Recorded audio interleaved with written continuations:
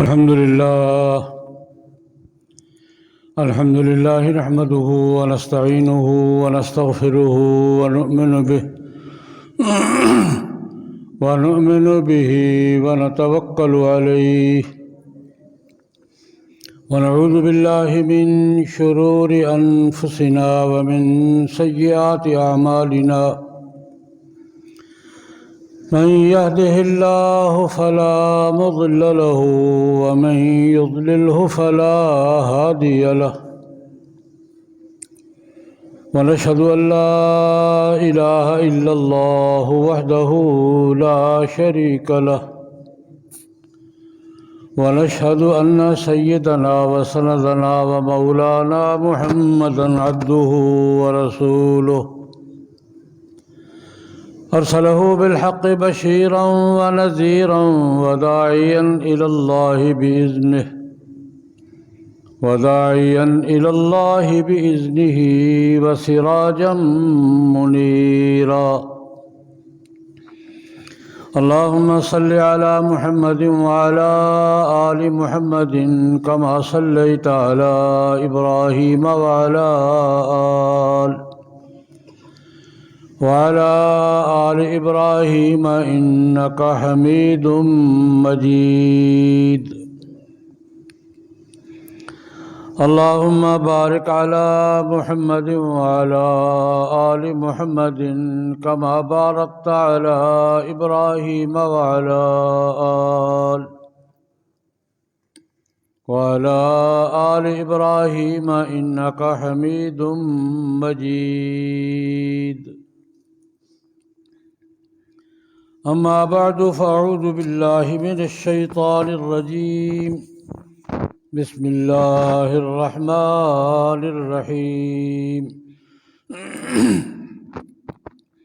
ويوم يعض الظالم على يديه يقول يا ليتني اتخذت مع الرسول سبيلا يا ويلتى ليتني لم أتخذ فلانا خليلا لقد أضلني عن الذكر بعد إذ جاءني وكان الشيطان للإنسان خذولا وقال الرسول يا رب إن قوم اتخذوا هذا القرآن مهجورا صدق الله العظيم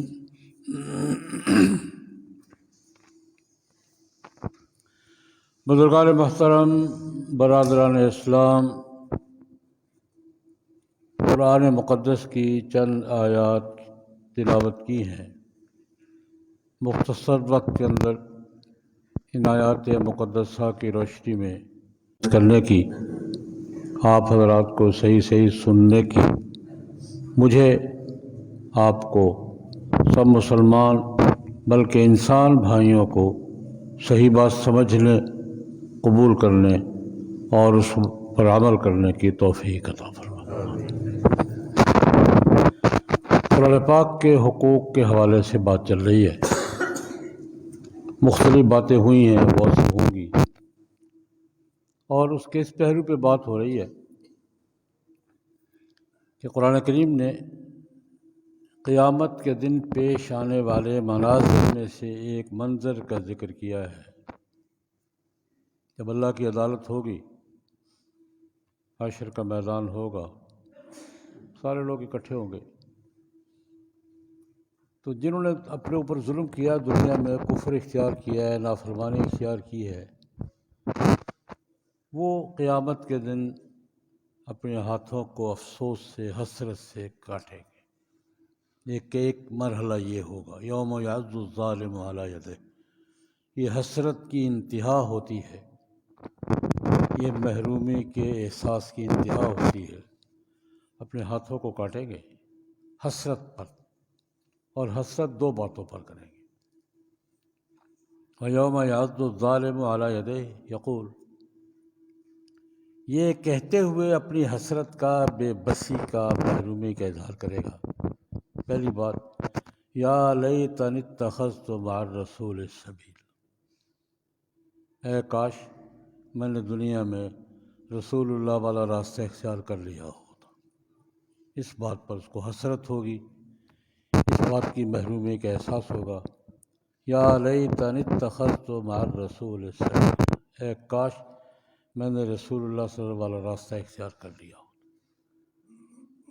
دوسری حسرت یہ ہوگی، یا ویلتا لیتنی لم اتخذ فلانا خلیلا، میری بربادی، میرا بیڑا غرق، اے کاش میں نے فلاں کو دوست نہ بنایا ہوتا جنہوں نے مجھے گمراہ کر دیا۔ یہ دو باتیں، فلاں کو دوست نہ بنایا ہوتا جنہوں نے میرا بیڑا غرق کیا ہے، مجھے حرام برباد کیا ہے، اور اے کاش رسول اللہ والا راستہ اختیار کر لیا ہوتا۔ یہ وہاں ظالم کافر اپنی بے بسی کا اور اپنی حسرت کا اظہار کرے گا، اور حسرت کا اظہار کیا، اپنے ہاتھوں کو بے بسی سے کاٹے گا۔ اس کے ساتھ اللہ رب العزت نے فرمایا کہ جناب نبی کریم صلی اللہ علیہ وسلم اپنا شکوہ، شکایت، گلہ یا الزام پیش کریں گے۔ یقول الرسول یا رب، فقال الرسول یا رب ان قومی اتخذوا هذا القرآن مہجورا۔ اس ماحول میں رسول اللہ صلی اللہ علیہ وسلم اللہ کی بارگاہ میں یہ عرض کریں گے، یا اللہ میری اس قوم نے قرآن پاک کو چھوڑ دیا، یا رب ان قومی اتخذوا هذا القرآن مہجورا، یا اللہ میری اس قوم نے قرآن پاک کو چھوڑ دیا۔ قرآن پاک کو چھوڑ دینا کیا ہے؟ ہجر کیا ہے؟ ہجر قرآن پاک کیا ہے؟ اس پہ بات ہو رہی ہے۔ ہجر کی مختلف صورتیں ہیں۔ میں نے امت کے ایک بڑے محقق، عالم، محدث، فقیہ کا قول نقل کیا تھا، حافظ ابن القیم رحمہ اللہ تعالی، امت کے بڑے فقہاء میں سے ہیں، امت کے بڑے متکلمین میں سے ہیں، بڑے محدثین میں سے ہیں۔ ہجر کے معنی میں انہوں نے ایک بات کہی ہے، وہ ذکر ہو رہی ہے۔ انہوں نے ہجر القرآن انواع، قرآن پاک کی ہجر کی مختلف شکلیں، یعنی ہجر قرآن کس کو کہا جائے، عملاً کیا ہوگا ہجر قرآن، اس کی مختلف شکلیں۔ ہجر القرآن انواع، قرآن پاک کے ہجر کی کئی صورتیں ہیں۔ یہ کہہ کر حافظ ابن القیم نے 5 صورتیں کی کہ یہ شکایت کہ میری قوم نے قرآن پاک کو چھوڑ دیا تھا، تو شکایت کن کے خلاف ہوگی اور وہ اس کی عملی شکل کیا ہو۔ پہلی بات یہ ذکر ہوئی، ہجر و تلاوت ہی و استماع، قرآن پاک کا حق ہے کہ قرآن پاک کو پڑھا جائے، سنا جائے۔ قرآن پاک نے خود بھی یہ تقاضا کیا، فَقْرَؤُوا مَا تَيَسَّرَ مِنَ الْقُرْآنِ، کچھ نہ کچھ پڑھتے رہو، یہ قرآن پاک کا حق ہے، قرات بھی اور استماع بھی، پڑھو بھی اور توجہ سے سنو بھی۔ قرآن پاک نے خود ہم سے تقاضا کیا، چلو ما تیسر ہی پڑھو صحیح، فَقْرَؤُوا ما تیسر من القرآن، جتنا آسانی سے پڑھ سکو پڑھو ضرور۔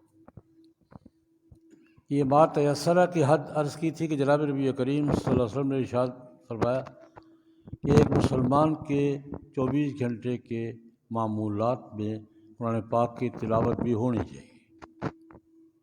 ما تیسر کا سادہ ترجمہ یہ ہے، اس کے روٹین میں، یعنی 24 گھنٹے میں جو کام کرنے ہیں نا، اس کو ہم روٹین ورک کہتے ہیں، یہ کرنا ہی ہے، ان میں ایک قرآن پاک کی تلاوت بھی ہونی چاہیے، تھوڑی کرے زیادہ کرے، ما تیسر کرے، 10 صورتیں پڑھے، 4 پڑھے، کچھ پڑھے سے۔ ایک بات تو یہ، اور ایک حدیث میں جناب نبی کریم صلی اللہ علیہ وسلم نے ارشاد فرمایا کہ جس مسلمان کا قرآن پاک کی تلاوت کا یا سننے کا معمول نہیں ہے، معمول پہ ذرا توجہ دیں، معمول نہیں ہے، فرمایا اس کا سینہ کالبیت الخرب، اجڑا ہوا گھر ہے۔ تو پہلی بات یہ کہ جس مسلمان کے معمولات میں آج کی زبان میں جس کے روٹین ورک میں قرآن پاک کی تلاوت نہیں ہے اس نے قرآن پاک کو چھوڑ رکھا۔ دوسری بات، اس پہ بات ہو چکی ہے، دوسری بات کریم فرماتے ہیں ہجر و فہم ہی و تدبری، قرآن پاک کو سمجھنا اور قرآن پاک کے معنی افکار پر تدبر اور فکر کرنا، یہ بھی قرآن پاک کا حق ہے۔ قرآن پاک سمجھ کر پڑھنا مستقل حق ہے، اور سمجھ کر پڑھنا یہ بھی قرآن پاک نے خود تقاضا کیا، حتی تعلموا ما تقولون۔ جب قرآن پاک ہی کے بارے میں حتی تعلموا ما تقولون، جب تم قرآن پاک کو پڑھ رہے ہو نا، تمہیں علم ہو کہ کیا پڑھ رہے ہو۔ اس کا سادہ سا ترجمہ کیا ہے؟ قرآن پاک سوچ سمجھ کر، خالی تلاوت کا ثواب ہوگا، وقت نہیں پورا ہوگا، خالی تلاوت پر برکتیں بھی ملے گی، ثواب بھی ملے گا، رحمتیں بھی نازل ہوں گی، لیکن مقصد پورا نہیں ہوگا۔ مقصد سمجھنا اور عمل کرنا ہے۔ یہ قرآن پاک حتی تعلموا ما تقولون، قرآن پاک جب پڑھ رہے ہو نا تمہیں سمجھنا چاہیے کیا پڑھ رہے ہو۔ یہ دوسرا، اور جس مسلمان کا قرآن پاک سمجھنے کا دائرہ نہیں ہے اور ضرورت بھی محسوس نہیں کر رہا، اس نے قرآن پاک کو چھوڑ رکھا۔ ہجر قرآن کی ایک عملی شکل یہ ہے کہ آدمی قرآن پاک کو سمجھ کر نہ پڑھے اور سمجھنے کی کوشش کرے، یہ ہجر ہے۔ تیسری بات، آپ ابن القیم فرماتے ہیں کہ ہجر العمل بہ والوقوف علیہ، قرآن پاک کے احکام پر عمل نہ کرنا اور اس کے احکام پر وقوف نہ کرنا، یہ دو الگ الگ چیزیں۔ قرآن پاک کے جو احکام معلوم ہیں، قرآن پاک آئی عمل کرے۔ قرآن پاک کا بنیادی مقصد کیا ہے؟ عمل کرے۔ ایک دائرہ یہ ہے کہ جو معلوم ہے اس پر عمل کرنا، اور جو نیا معلوم ہو اس پر سٹاپ ہو جانا۔ یہ مستقل کام ہے کہ قرآن پاک کا کوئی حکم سامنے آئے، پہلے پتہ نہیں تھا، پتہ چلا کہ یہ قرآن پاک کا حکم ہے، وقوف اس پر آدمی کو بریک لگے، میں قرآن کیا کہہ رہا ہے، میں کیا کر رہا ہوں۔ اس پر خود سے جو تفصیل سے بات ہوئی کہ امام بخاری رحمۃ اللہ علیہ نے قرآن پاک کے حقوق میں ایک مستقل حق بیان کیا، الوقوف عند کتاب اللہ، الوقوف عند کتاب اللہ۔ قرآن پاک کا حکم سامنے آنے پر آدمی کو بریک لگے، ایک لمحہ سوچے کہ یہ حکم کیا کہہ رہا ہے اور میں کیا کر رہا ہوں۔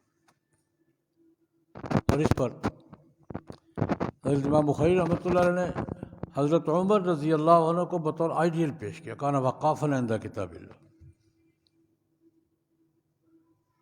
اس پر نمونے کے طور پر، آئیڈیل کے طور پر حضرت عمر کو امام بخاری نے پیش کیا، کان وقافا عند کتاب اللہ۔ اس پر واقعات بھی نقل کی، یہ ساری بات ہو چکی۔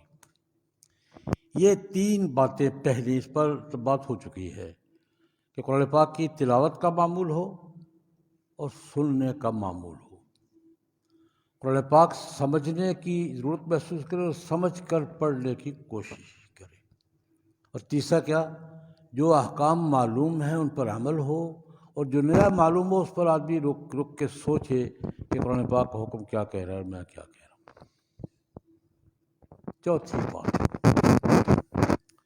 فرماتے ہجر التداوی والشفاء بہ، قرآن پاک علاج بھی ہے، شفا بھی ہے، فی شفاء للناس۔ قرآن پاک نے خود کو شفا کہا ہے۔ شفا روحانی بیماریوں کی تو ہے ہی، جسمانی بیماریوں کی بھی ہے۔ قرآن پاک سے برکت حاصل کرنا، قرآن پاک سے ثواب حاصل کرنا، اور قرآن پاک سے شفا حاصل کرنا۔ روحانی بیماریوں کا، فکری بیماریوں کا تو علاج قرآن ہے ہی، جسمانی بیماریوں کا بھی قرآن پاک کیا ہے؟ شفا ہے، شفا ہے۔ اسے شفا حاصل کرنا، اس کو شفا کا باعث سمجھنا اور اس سے شفا حاصل کرنا۔ ام المومنین سیدہ عائشہ رضی اللہ تعالیٰ عنہ فرماتی ہیں کہ جناب نبی کریم صلی اللہ علیہ وسلم کا معمول مبارک یہ تھا، رات کو روزانہ سونے سے پہلے بستر پہ لیٹتے تھے، اب نیند کرنے لگے ہیں تو نیند سے پہلے معوذات 3 صورتیں، معوذتین ہوں تو قل اعوذ برب الفلق، قل اعوذ برب الناس، اور معوذات ہوں تو قل هو اللہ بھی ساتھ شامل ہو جاتی ہے۔ ایک روایت میں معوذتین کا لفظ ہے کہ آخری 2 معوذتین پڑھتے تھے، ایک روایت میں معوذات کا لفظ ہے۔ حضور آخری 3 صورتیں تلاوت فرماتے تھے، اپنے ہاتھوں پر پھونکتے تھے اور وہ جسم پر ملتے تھے، ہاتھ کو پھیرتے تھے شفا کے۔ خود جناب نبی کریم صلی اللہ علیہ وسلم کا معمول یہ تھا کہ رات کو روزانہ معوذتین یا معوذات تین آخری قل هو اللہ احد، قل اعوذ برب الفلق، قل اعوذ برب الناس پڑھتے تھے، پڑھ کر اپنے ہاتھوں پر پھونکتے تھے اور اپنے ہاتھوں کو جسم پر پھیرتے تھے۔ یہ کس کے لیے تھا؟ برکت کے لیے اور شفا کے لیے۔ ام المومنین فرماتی ہے کہ آخری عمر میں چند ایام ایسے آئے ہیں کہ جسمانی کمزوری بہت زیادہ ہو، ہاتھ اٹھانا مشکل تھا۔ پھر میں کرتی تھی، میں پھر 3 صورتیں پڑھتی تھی، حضور کے ہاتھوں پر پھونکتی تھی اور حضور کا ہاتھ پکڑ کر جسم پر پھیرتی تھی۔ یہاں سے فقہاء نے یہ مسئلہ استنباط کیا ہے کہ کوئی دوسرا پڑھ کے پھونکے تب بھی کام ہو جاتا ہے، خود پڑھ کے پھونکنا چاہیے، لیکن اگر کوئی دوسرا پڑھ کے پھونکے تب بھی کام، یہاں سے فقہاء نے یہ مسئلہ نکالا۔ ام المومنین کہتی ہیں کہ جب معذور زیادہ ہو گئی تھی کمزوری تو میں معوذات پڑھتی تھی، رسول اللہ علیہ وسلم کے ہاتھوں پر پھونکتی تھی اور حضور کا ہاتھ پکڑ کر حضور کے جسم پر پھیرتی تھی، پھر دوسرے بھی پڑھے تو گزارا ہو جاتا، کام ہو جاتا ہے، بل یہ شفا کے لیے۔ صحابہ کرام رضوان اللہ علیہم اجمعین کا معمول یہ تھا، اور اس کے یقین کی ایک، یعنی کہ ان سے بڑا یقین کس کا ہوگا؟ یقین اور ایمان کے حوالے سے ان کو سوچ بھی نہیں سکتے ان کے معیار کو، لیکن ایک واقعہ عرض کرتا ہوں۔ قرآن پاک شفا ہے، صحابہ کرام کے ایمان کی ایک کیفیت ایک واقعہ میں، بخاری شریف کی روایت ہے۔ ابو سعید خدری رضی اللہ تعالیٰ عنہ کہتے ہیں، اپنا واقعہ بیان کرتے ہیں، ہم کچھ صحابہ سفر میں تھے، رات کا وقت آیا، ایک بستی کے پاس سے گزرے، رات وہاں گزارنا تھی۔ پرانے زمانے میں یہ معمول ہوتا تھا کہ بستی سے گزرتے ہوئے رات آئی ہے، موسیٰ علیہ السلام نے بھی کھانا مانگا تھا، فاستطعما اہلھا فابوا ان یضیفوہما، رات گزارنے روٹی کھلا دو، ہوتا تھا۔ اب تو یہ ہمارے بچپن تک یہ ماحول تھا کہ گاؤں میں گئے ہیں، رات ٹھہرنا ہے، مسجد میں گئے، یار مسافر ہوں یار، خود میرے ساتھ ایک وقت بچپن کی بات ہے، مسافر ہوں یار، روٹی بھی کھانی ہے، رات بھی رہنا ہے، تو محلے والے روٹی بھی لے آئے، بستر بھی لے آئے، یہ ہوتا تھا ہمارے یہاں۔ لیکن جب بستر غائب ہونے شروع ہوئے پھر لوگوں نے چھوڑ دیا۔ لیکن میں خود میرے بچپن تک، میری طالب علمی کے زمانے تک یہ ماحول تھا، کہیں اجنبی ہے نہیں کوئی واقف وہاں، تو مسجد میں عشاء کی نماز کے بعد آواز لگاتے تھے، یار مسافر ہوں، رات رہنا ہے، روٹی بھی کھانی ہے، تو کوئی روٹی لے آتا تھا، کوئی مسافر رہتا تھا۔ میں خود رہا ہوں ایک رات ایک مسجد میں، لیکن جب سے بستر غائب ہونے شروع ہوئے نا تو یہ کام ختم ہو گیا۔ اب یہ پرانی روایت ہے، یہ کہتے ہم نے آواز لگائی بستی والوں کو، یہ بھائی مسافر ہیں یار، ہمارے باہر ہم نے ڈیرا لگایا ہے، روٹی ووٹی کھلا دو۔ ان کو پتہ تھا کہ جناب نبی کریم صلی اللہ علیہ وسلم کے ساتھی ہیں، وہ یہ صحابی ہیں، پتہ تھا ان کو، صحابی کہلاتے تھے یہ صحابی، یعنی دین چھوڑ چکے ہیں، نئے دین پر ہیں۔ انہوں نے کہا کوئی روٹی ووٹی نہیں، آرام سے رہو۔ ہمارے پاس کوئی کھانا وانا نہیں ہے، کیا کرتے؟ کوئی ہوٹل ووٹل کھا لیں، ٹھیک ہے۔ کھانے گاؤں والوں سے کھانا مانگا ہے، انہوں نے کھانا دینے سے انکار کر دیا ہے، انہوں نے تو موسیٰ علیہ السلام کو انکار کر دیا تھا، یہ تو پھر صحابی تھے۔ اچھا، کھانا لیٹ گئے، اللہ کی قدرت، اللہ کا نظام، باہر ایک جگہ ڈیرا لگا کے رات گزرے گی، صبح اٹھیں گے جائیں گے کہیں۔ رات کو بستی کے سردار کو کوئی چیز لڑ گئی، لدغ سید اللہ، کوئی چیز لڑ گئی، سانپ لڑا یا بچھو لڑا یا کوئی شے لڑ گئی، وہ زہر دماغ کو چڑھ گیا، وہ پاگل، اب بھاگتا ہے، دوڑتا ہے۔ چودھری تھا، گاؤں کا سردار تھا، وہ زہر دماغ کو چڑھ گیا، تو اب وہ بھاگتا پھرتا، اس کو پکڑتے ہیں، باندھتے ہیں، بڑی مشکل سے اس کو باندھا، اور جو چیزیں اس وقت سے دم درود جو بھی علاقے میں تھا رواج، کوئی فرق نہیں پڑا۔ جو جتن کر سکتے تھے کیے، نہیں فرق پڑ رہا، وہ اسی طرح اچھل کود کر رہا۔ کسی نے کہا یار وہ باہر بھی درویش بیٹھے ہیں، ان بزرگوں دوستوں کے پاس جاؤ، شاید ان کے پاس کوئی آدمی ہو، جن کو روٹی نہیں دی نا، وہ باہر بیٹھے ہیں، سوئے ہوئے ہیں، ان کے پاس جاؤ، شاید کوئی ان کے پاس کوئی دم درود ہو، ٹونا ٹوٹکا۔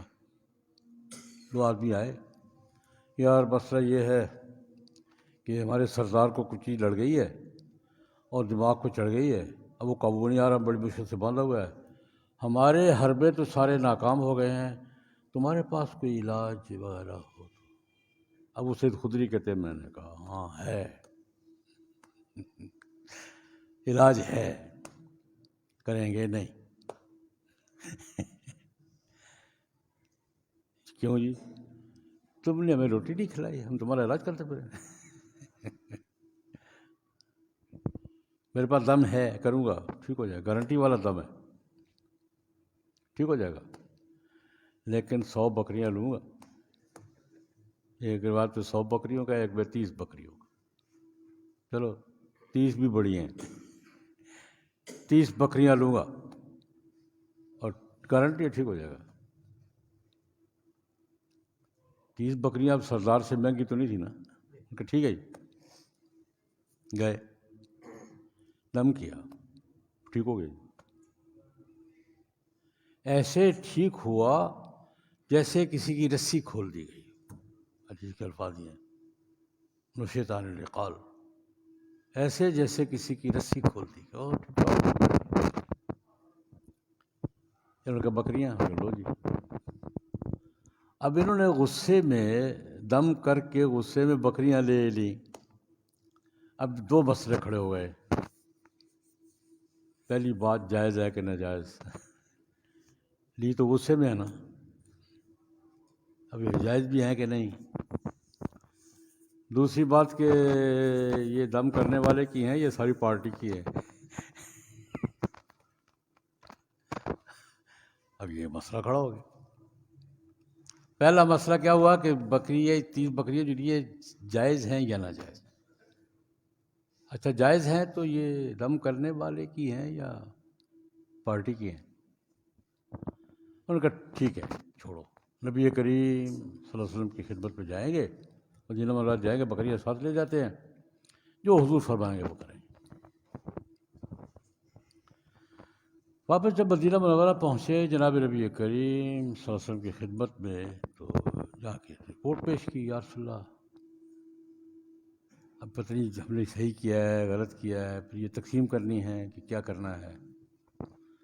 تو نبی کریم صلی اللہ علیہ وسلم مسکراتے ہوئے فرمایا، اور میرا حصہ بھی نکالو نا، استاد کا بھی حق ہوتا ہے، ہوتا ہی نہیں ہوتا، میرا حصہ تقسیم کرو، میرا حصہ بھی نکالو، مطلب یہ کہ دونوں باتیں فرما دی، تقسیم ہوں گی اور جائز ہے، جائز نہ ہو تو حضور اپنا حصہ مانگے، میرا حصہ بھی نکالو، خوش سمجھ سے فرمایا۔ لیکن جو بات میں کہنا چاہتا ہوں یہ دم کس نے کیا تھا؟ ابو سعید خدری نے، حضور پوچھ رہا ہوں، ابو سعید نے، میں نے کیا تھا، کیا پڑھا تھا؟ سورہ فاتحہ پڑھ کے دم کر دیا۔ تمہیں کیسے پتہ چلا کہ سورہ فاتحہ پڑھ کے دم کرنے سے یہ علاج ہوتا ہے؟ اللہ اکبر، یہ جملہ عرض کرنا چاہتا ہوں۔ یا رسول اللہ، آپ کی زبان سے ایک دفعہ یہ سنا تھا کہ سورۃ الفاتحہ کا نام سورۃ الشفا بھی ہے۔ میں نے کہا یہ کیسے ممکن ہے کہ حضور ایک سورت کو سورۃ الشفا کہیں اور اس کے پڑھنے سے بیمار ٹھیک نہ ہو؟ بس ایک دفعہ آپ سے سنا تھا۔ یہ ہے ایمان۔ اس کو کیا کہتے ہیں؟ ایمان۔ یا رسول اللہ، آپ سے سنا تھا، آپ نے ایک دفعہ ذکر فرمایا تھا کہ سورۃ الفاتحہ کا نام سورۃ الشفا بھی ہے، تو میں نے پڑھ دیا، اللہ پاک نے شفا دے دی۔ اچھا، بھی ایک مستقل مسئلہ ہے کہ میں اور بات عرض کر رہا ہوں، شفا سورہ فاتحہ نے دی تھی یا اس ایمان نے دی تھی؟ ایمان اور شفا مل کر شفا بنے ہیں، ایمان اور فاتحہ مل کر اصل یقین، اصل اللہ۔ فاتحہ شفا ہے لیکن یقین ہو ساتھ، آج بھی ہے۔ تو خیر، میں یہ گزارش کر رہا تھا کہ قرآن پاک کو بطور برکت کے، بطور شفا کے، یہ بھی قرآن پاک کے فوائد میں سے ہے، قرآن پاک کی برکات میں سے ہے۔ اور حافظ ابن القیم فرماتے ہجر التدابی و شفاء بہ، کہ قرآن پاک شفا اور دوا کے دائرے سے نکل جائے، یہ بھی قرآن پاک کو کیا کر دینا ہے؟ پانچویں بات، ہجر التحاکم الیہ۔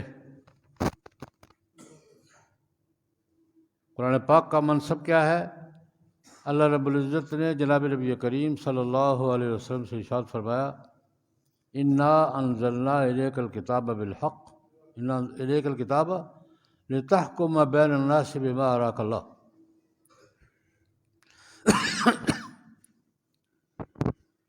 انا انزلنا الیک الکتاب، کیوں؟ لتحکم بین الناس، یہ حکومت کی کتاب ہے بھائی۔ دو مسلمانوں میں، دو گروہوں میں، دو افراد میں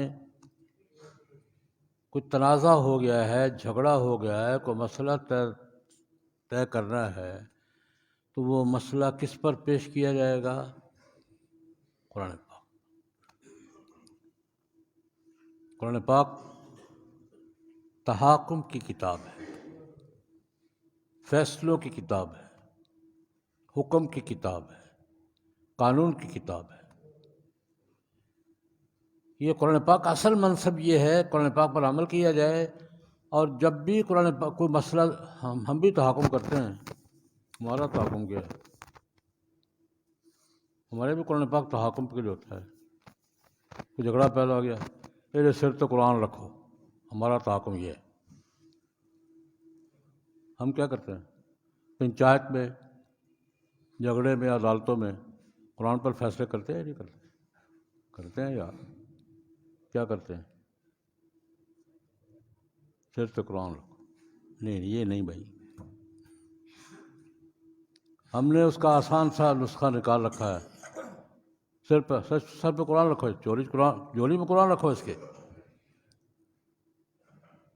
ہم نے تحاکم اس دائرے میں محدود کر دیا، تحاکم یہ نہیں ہے۔ ہم پھر مطمئن ہو جاتے ہیں، قرآن پہ فیصلہ کیا جی، کئی دفعہ بہت فیصلہ ہوا تھا جی، اس پہ قرآن پہ فیصلہ کیا تھا۔ میں نے کہا کیسے کیا تھا؟ کئی کیس آتے ہیں ہمارے پاس، اور صاحب نے قرآن پہ فیصلہ کیا تھا۔ میں نے کیسے قرآن پہ فیصلہ کیا تھا؟ کہ جو قرآن سر پہ رکھا تھا۔ میں نے کہا نہیں ہے، تحاکم الی القرآن یہ نہیں ہے۔ بات سمجھ آئیے کہ نہیں؟ ہم نے اپنے اپنے معنی دے رکھے ہیں۔ میں کیس آیا، سنا میں نے کہا یار کیا فیصلہ کیسے کیا؟ جو قرآن پہ کیا ہے۔ میں نے کہا کیسے کیا ہے؟ جو قرآن سر پہ رکھے تھے، قرآن اندر کچھ اور کہہ رہا ہے، سر پہ رکھ کے کچھ اور فیصلہ کر رہے ہیں۔ میں اس کی ایک مثال دوں گا۔ قرآن پاک نے تورات کے حوالے سے بھی یہی کہا تھا یحکم بہا النبیون، اور قرآن پاک میں فرما فاحکم بینہم بما انزل اللہ، آپ بھی اس کے بعد فیصلہ کریں گے۔ انجیل کے بارے میں یہی کہا ولیحکم اہل الانجیل بما انزل اللہ فیہ، 4 کتابیں اتاری ہیں، چاروں کے ساتھ یہ کہا ہے انا انزلنا التوراۃ فیہا ھدی ونور یحکم بہا النبیون۔ قرآن پاک کے ساتھ تورات کے ساتھ فیصلہ کون کرتے تھے؟ انبیاء فیصلہ کرتے تھے۔ زبور اتاری کس پر اتاری؟ داؤد علیہ السلام پر، اور کیا کہا یا داؤد انا جعلناک خلیفۃ فی الارض فاحکم بین الناس، لوگوں کے فیصلے کریں، مقدمے نپٹائیں آپ۔ انجیل اتاری، کیا کہا ولیحکم اہل الانجیل بما انزل اللہ فیہ، انجیل والے اس کے انجیل کے مطابق فیصلہ کریں۔ اور ہم پہ قرآن پاک اتارا انزلنا الیک الکتاب بالحق مصدقا لما بین یدیہ من الکتاب فاحکم بینہم بما انزل اللہ۔ آسمانی تعلیمات کا تورات ہو، انجیل ہو، زبور ہو، قرآن پاک ہو، اصل منصب یہی ہے فاحکم بینہم بما انزل اللہ۔ یہ قانون کی کتاب ہے، دستور کی کتاب ہے۔ بخاری شریف کی روایت ہے، نبی کریم صلی اللہ علیہ وسلم کی سنت مبارکہ کیا ہے، آپ کا طرز عمل کیا تھا؟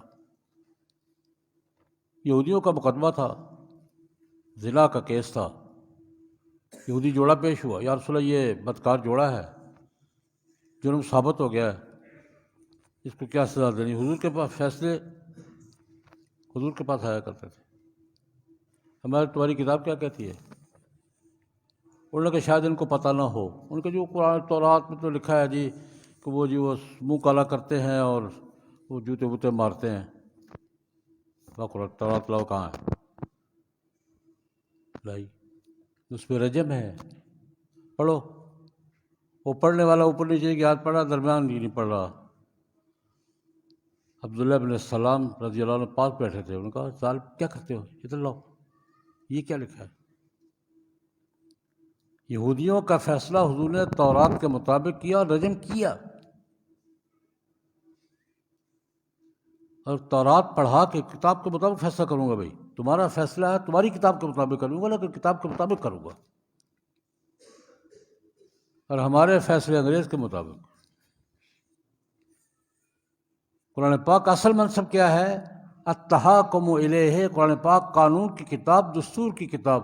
قرآن پاک کسی شخص کا فیصلہ ہو، خاندان کا ہو، برادری کا ہو، قوم کا ہو، ملک کا ہو، امت کا ہو، ہماری سب سے بڑی بنیاد کیا ہے؟ قرآن پاک اور سنت رسول۔ اور فرماتے ہیں ہجر التحاکم الیہ، جس قوم میں، جس طبقے میں، جس ملک میں قرآن پاک قانون نہیں ہے، انہوں نے قرآن پاک چھوڑ رکھا ہے۔ ہم نے کیا کیا ہوا ہے؟ ہم نے کیا کیا ہوا ہے؟ دستور میں لکھ رکھا ہے، پاکستان کے دستور میں کیا لکھا ہوا ہے؟ اس ملک کا قانون کیا ہوگا؟ قرآن پاک اور سنت رسول۔ اور چل کون سا قانون رہا ہے؟